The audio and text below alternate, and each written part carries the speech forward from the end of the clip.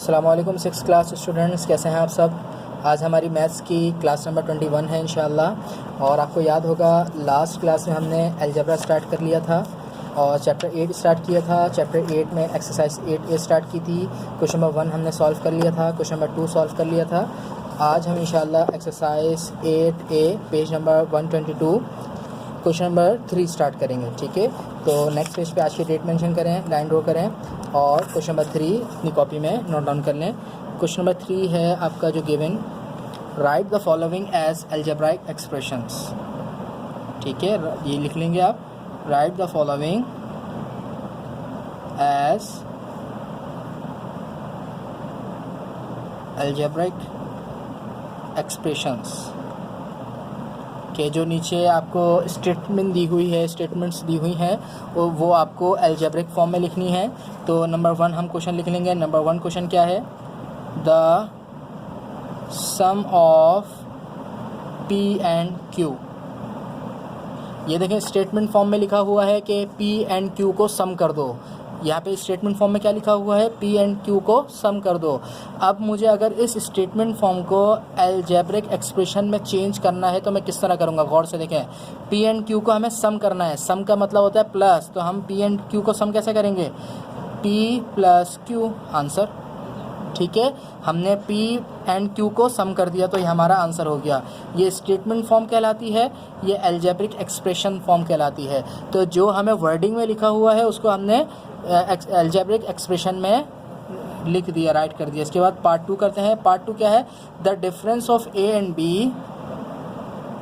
Book आपके पास होनी चाहिए। ठीक है, the difference of A and B when A is greater than B, when A is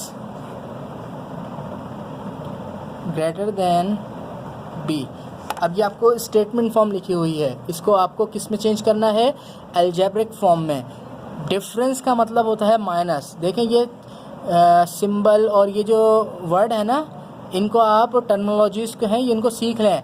सम का मतलब होता है प्लस करना। यहाँ पे देखें मैं लिख रहा हूँ, आपको नहीं लिखना। सम का मतलब क्या होता है, प्लस करना, और डिफरेंस का मतलब होता है माइनस करना। ठीक है, तो the difference of A and B, A and B को डिफरेंस करना है यानी माइनस करना, तो किस तरह लिखेंगे, ए माइनस बी, आंसर हो गया। नीचे क्या लिखा हुआ है, when A is greater than B, जबकि ए बी से बड़ा है। यानी अगर ए बड़ा है तो ए को पहले लिखेंगे, बी बड़ा है तो बी को पहले लिखेंगे। तो यहाँ पे बड़ा कौन सा है, ग्रेटर कौन है, ए।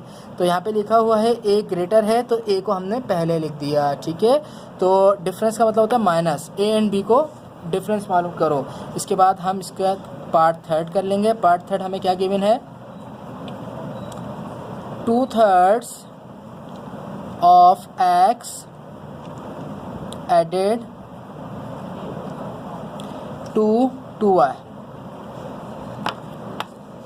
2/3 ऑफ x, गौर से देखें 2/3, जहाँ पर भी इस तरह की कोई स्टेटमेंट आया 1/3, 2/3, 3/3, 4/3, तो उसको किस तरह लिखते हैं, 2/3। इसका मतलब है 2/3। ठीक है, 2/3 का मतलब क्या है, 2/3। 2/3 ऑफ x यानी x का 2/3, तो x को इसके साथ लिख देंगे। ठीक है, 2/3 ऑफ x 2/3x एडेड, यानी इसको, यानी ये एक्सप्रेशन हमने लिख दी, ये स्टेटमेंट हमने अलजेब्रिक फॉर्म में लिख दी। इस स्टेटमेंट को, इस एक्सप्रेशन को क्या करना है, ऐड करना है। प्लस किसके साथ ऐड करना है, ऐड करना है 2y का ऐड करना है, हमने लिख दिया।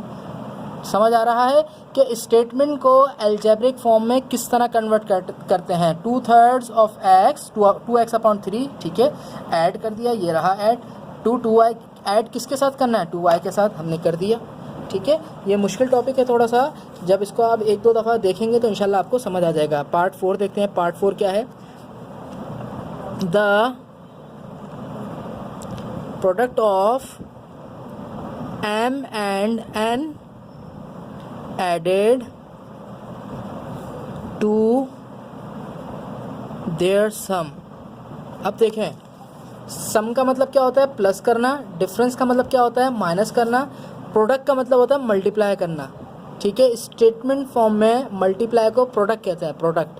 ठीक है, तो प्रोडक्ट करना है यानी मल्टीप्लाई करना है m एंड n को, m और n को मल्टीप्लाई करना है। तो याद रखें जब दो लेटर्स को मल्टीप्लाई करना हो तो बराबर बराबर लिख देते हैं, यानी m मल्टीप्लाई बाय n लिखने की ज़रूरत नहीं होती। जब दो नंबर को मल्टीप्लाई करना है तो हम, जैसे मैं बोलूँ 2 और 3 को मल्टीप्लाई करो तो हम यूँ लिखेंगे, मल्टीप्लाई साइन शो करेंगे। लेकिन अगर मैं बोलूँ a और b को मल्टीप्लाई करो तो ये गलत लिखा हुआ है, इस तरह नहीं लिखेंगे बल्कि ए बी लिखेंगे, यानी ए बी को डायरेक्ट लिख देंगे तो बीच में मल्टीप्लाई की साइन हम एज्यूम कर लेते हैं। तो the product of m and n, तो हमने यहाँ से यहाँ तक का हमने आंसर लिख दिया।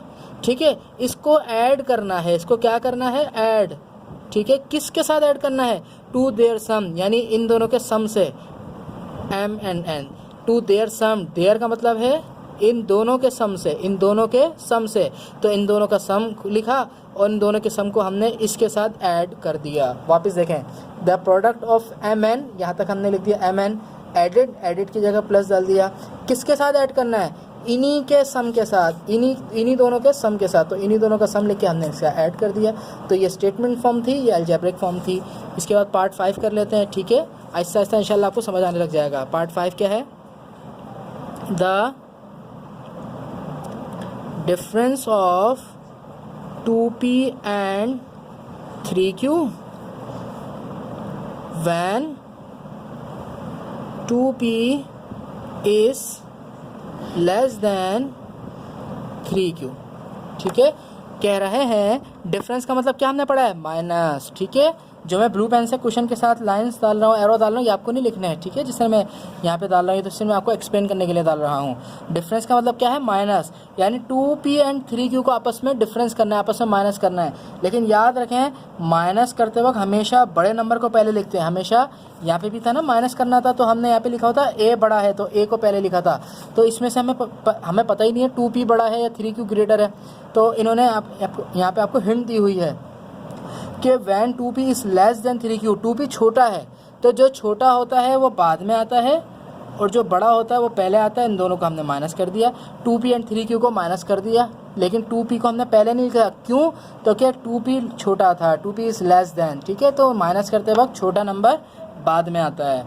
इसके बाद पार्ट 6 कर लेते हैं इसका। ठीक है, पार्ट 6 क्या गिवन है हमें, 3 टाइम्स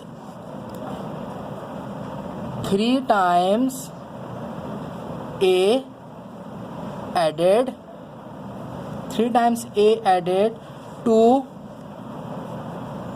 4 times b। अब देखें टाइम्स का मतलब क्या होता है, गौर से देखें, यानी 3 टाइम्स a, यहाँ पे s भी है, सॉरी 3 टाइम्स s, 3 टाइम्स, यहाँ पे भी s होगा, 3 टाइम्स a 3 दफ़ा है, a 3 दफ़ा है तो किस तरह लिखेंगे, 3 टाइम्स, ये हमने लिख दिया 3 है। तो 3a को किस तरह रीड करते हैं स्टेटमेंट फॉर्म में, 3 टाइम्स, तो ये 3a लिख दिया। 3a को ऐड करना है, एडिड। ठीक है, 3 टाइम्स ऑफ a, ये हमने लिख दिया एडिड, ये रहा। किसके साथ ऐड करना है, 4 टाइम्स ऑफ b, यानी 4b के साथ ऐड करना है। सिंपल, आपका आंसर हो गया। ठीक है, तो क्वेश्चन नंबर 3 में हमें क्या करना है, हमें स्टेटमेंट को अलजेब्राइक एक्सप्रेशंस में चेंज करना है। हमें स्टेटमेंट को अलजेब्राइक एक्सप्रेशंस में चेंज करना है।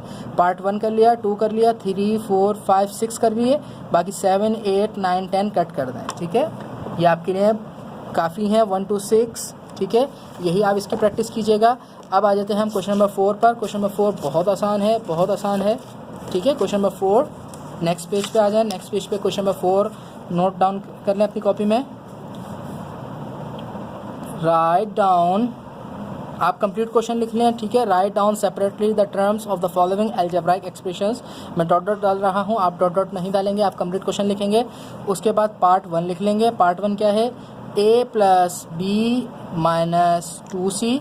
3 लाइन की गैपिंग के बाद पार्ट 2 लिख लेंगे। पार्ट 2 क्या गिवन है, -2xy z minus 3xy plus z, उसके बाद z है ये। ठीक है, z। उसके बाद 3 लाइन की गैपिंग के बाद थर्ड पार्ट लिख लेंगे। थर्ड पार्ट की क्या गिवन है हमें, A B C plus 2fgh minus af minus bg square minus H square, ये जो 2 ऊपर लिखा हुआ है ना, इसको स्क्वायर पढ़ते हैं, ये पावर होती है, ठीक है, पावर होती है।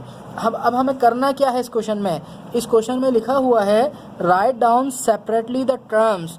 कह रहे हैं कि जो इस एक्सप्रेशन में जितनी भी टर्म्स हैं उनको सेपरेटली करके लिखो, अलग अलग करके लिखो, सेपरेट लिखो, सेपरेटली लिखो। तो याद रखें हमेशा प्लस और माइनस के बाद टर्म चेंज हो जाती है।